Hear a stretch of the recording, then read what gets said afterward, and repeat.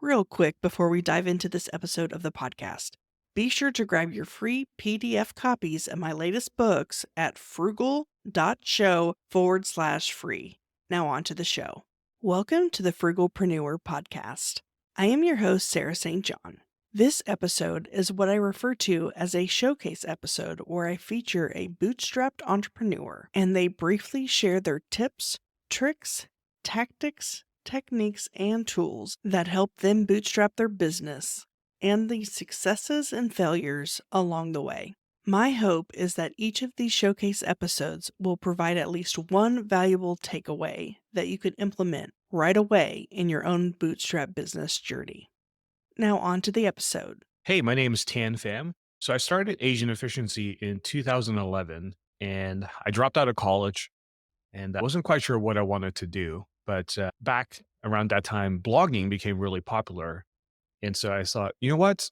Let me just start a blog because I keep getting questions from friends and family about how to be productive, how to be organized, how to manage your to do list, and so on. And so I started a blog, kept blogging every single week. And then over time, it accidentally turned into a business because it became so popular that New York Times, Forbes, Lifehacker, and other publications started picking up my blog and linking to it.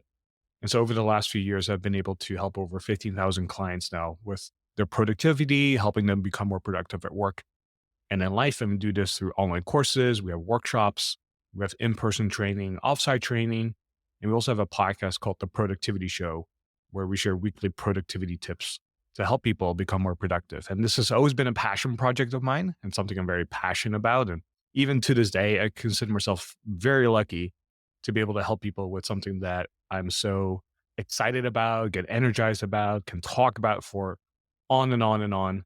And so I'm really excited to be here on your show here as well to be able to share some of the things I've learned that I've seen work with other clients, with other people, and hopefully benefit some other people and entrepreneurs here as well. I had the idea to start a blog because I read a book by Gary Vee at that time, Crush It. And it was all about just creating content, starting a blog. And I said, you know what, this seems really easy. It doesn't require much capital at all. I think I maybe put in $100 to include domain registration, web hosting for a year, and then the time commitment to write something every single week. And again, I never thought this was going to be a business. It was just a passion project of mine. And when it did turn into a business by accident, the capital that it needed was very little because at that point, I got a lot of traffic from SEO. I've never done really sort of paid advertising or spending a lot of money on marketing dollars in that sense. And then over the years, I basically reinvested a lot of the money into equipment. So it's like upgrading my computer, having a podcast mic, having a nice web camera, having a camera to record videos with. And that is maybe like a few $1,000s, but that was something that I accumulated over the last few years or so. And then within the first few years, I would just use whatever I had. So I had a really old laptop that I used. The microphone was the built in microphone of my laptop. So it wasn't even that great. And so I upgraded my stuff slowly over time. So don't feel like you have to do everything all at once.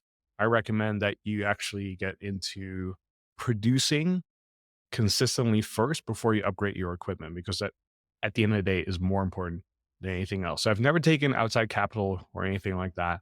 I just put in sweat equity, put in a lot of time. I had a full-time job while I was building my blog and just the extra time on the weekends and the extra money I made from working would literally just be reinvested into my blog and then later my business as well when I went full time. So if I can do it, you can as well.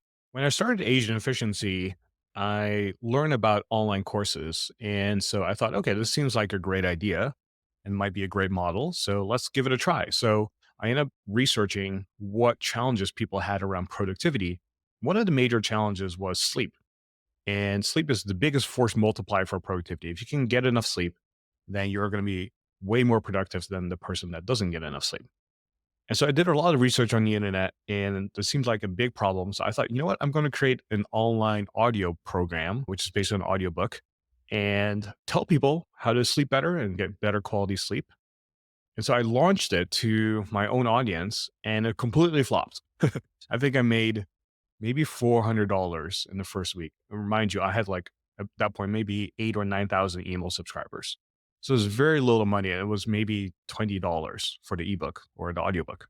And so I thought, oh my gosh, like, I don't know if I could ever turn this into a business. And so I remember thinking, okay, what can I learn from this? And it kind of led me down the path to read this book called Lean Startup.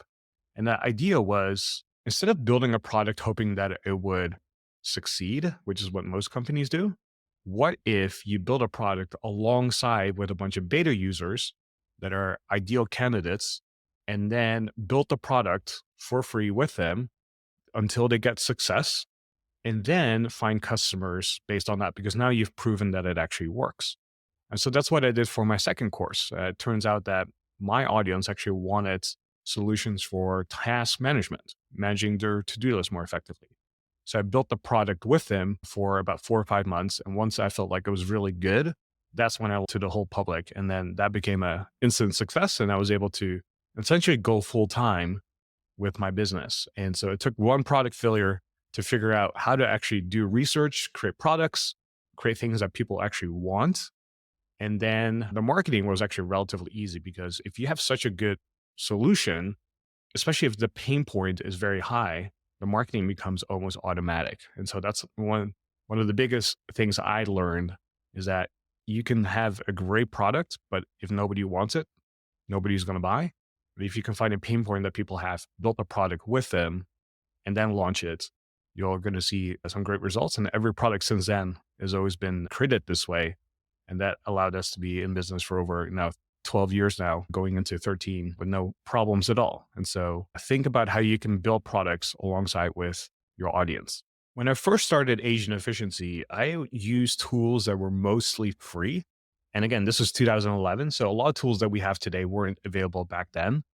And a lot of technology that we have available today was not even existent back then or was very difficult to use. So you have to have a little bit more skill to be able to use a lot of the tools. However, today, I think that most people can use any of the tools. So the ones that we use in the beginning, especially with Google Business Suite, that it is called nowadays, it would allow us to host our calendar, our email, and stuff like that. So it's kind of like our back end. And then for housing files, we use Dropbox. I've always found that a great solution and it's scaled very well over the last 10 years since I've used it. And so I run a completely online based company. So we have people all over the world and we're 100% remote. So a lot of the tools that we use tend to be built with that in mind. So for example, we used to use HipChat, but it's now called Slack. And that's what we use to internally communicate. And then I'm a big fan of the Atlassian products. So we use stuff like Confluence, we use Jira. Part of it is because we are a productivity company. We follow this methodology called Scrum, which is very popular in the software world, but not so much outside of it. But I found that a great methodology to put teams in place to succeed and perform at a very high rate. And Scrum is the methodology that resonates most with me. And so we tend to pick a lot of products that are built around that philosophy as well. So like Slack is built and integrated with it. Like I said, Jira is purely built for Scrum teams. And then with Confluence, we house all of our internal documentations and meetings and updates within the company there as well. So we actually don't use internal emails whatsoever. So these are some of the things that we use. And I found that you can get away with a lot of free services in the beginning to save some money. And once you start building your team and start hiring people, that's when you want to start updating your infrastructure. So don't feel like you have to do it before you start hiring or expanding because it oftentimes is a waste of time, especially if you're a solo entrepreneur.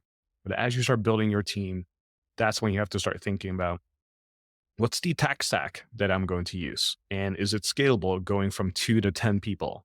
And oftentimes, as you double the size of your company, your infrastructure will have to update as well. And that's something I had to learn along the way. So hopefully that will give you some foresight on what to expect. I appreciate you having me on your show here today. And if there's any parting words or thoughts, I would say whatever you picked up today, implement it right away. Speed of implementation is something that I find so valuable and so important and something that I want to instill in other people, especially clients that I work with. If you learn something new or you heard about something that you think can make an impact, instead of waiting on it or writing it down, I would say do it right away, even if you do it imperfectly, because then you have taken more action than before. And also, you're more likely to follow through. So, if you heard an app or a tip or something like that, download the app right now or implement the tip even to the smallest degree. you'll see a lot more motion and progress moving forward that will oftentimes motivate you to continue going. And so do that. And if you want to find out more about me, my company, the resources that we have, go to asianefficiency.com. And we have tons of free articles. We have the email newsletter as well that you can subscribe to, where we release weekly productivity tips. And then I also have a podcast called The Productivity Show, where we release new episodes every single week, multiple times a week, sharing best practices, tips, and strategies to become more productive at work and in life, and also to save a ton of time along the way so you can spend more time doing the things that truly matter to you. So thanks again for having me on your show. I really appreciate it. I hope you enjoyed that episode and were able to take away a valuable nugget of information that you can implement right away in your own business. If you feel your story would be valuable for the listeners of this show, please visit frugal.show/guest. Thank you so much for listening to this episode. If you haven't already, don't forget to grab your free PDF copies of my latest books at frugal.show/free. Until next time.